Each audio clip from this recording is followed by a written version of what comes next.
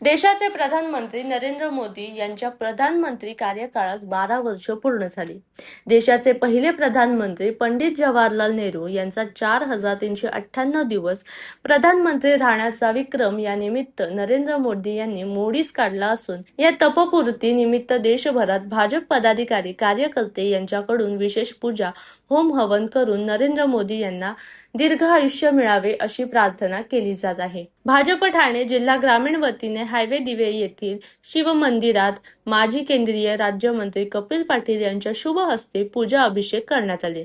यावेळी संपूर्ण ठाणे जिल्ह्यातील प्रमुख पदाधिकारी उपस्थित होते.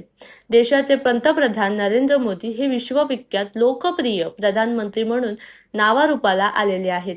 त्यांच्या प्रधानमंत्री कारकिर्दीला 12 वर्षाचा काळ पूर्ण होऊन तपपूर्ती झाली आहे. देशात सर्वाधिक काळ प्रधानमंत्री पदावर राहण्याचा विक्रम नरेंद्र मोदी यांच्या नावे पूर्ण झाला आहे. पंडित जवाहरलाल नेहरू यांचा कार्यकाळ हा स्वतंत्र झाल्यानंतर 47 ते 52 या काळात ते जनतेमधून निवडून आलेले नव्हते. नरेंद्र मोदी हे जनतेमधून निवडून आलेले नेतृत्व आहे. पुढील 20 वर्ष देशाची सेवा करण्यासाठी नरेंद्र मोदी यांना दीर्घ आयुष्य लाभावे यासाठी आम्ही मंदिरात अभिषेक करून प्रार्थना केली आहे. सर्व 140 कोटी देशवासियांच्या शुभेच्छा त्यांच्या सोबत आहेत. ते प्रधानमंत्रीपदी राहावेत ही देशातील जनतेची नव्हे तर विश्वाची गरज आहे. अशा शुभेच्छा माजी केंद्रीय राज्यमंत्री कपिल पाटील यांनी या प्रसंगी दिल्या आहेत.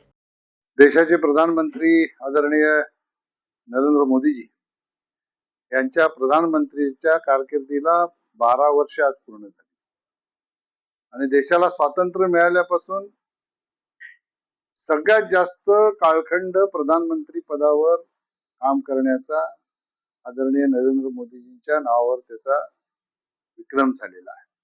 आणि म्हणून संपूर्ण देशामध्ये भारतीय जनता पक्षाचे सगळे मित्र पक्ष यांच्या माध्यमातून मंदिरामध्ये अभिषेक घालून, मंदिरामध्ये आरती करून खऱ्या अर्थाने मोदीजींच्या या कारकिर्दीला, देशाला विश्वामध्ये प्रगतीच्या मार्गावर नेण्याच्या यशस्वी कारकिर्दीला 12 वर्ष झाली, एक तपपूर्ती झाली.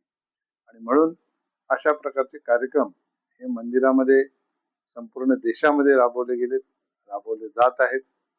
खऱ्या अर्थाने आम्हीही आज मंदिरामध्ये हा कार्यक्रम केला, अभिषेक केलं, आरती केली, देवाला साकडं घातलं की मोदीजींच्या हातून अजून देशाची सेवा घडावी, त्यासाठी त्यांना चांगलं आरोग्य मिळावं अशा प्रकारची परमेश्वराच्या चरणी प्रार्थना केली.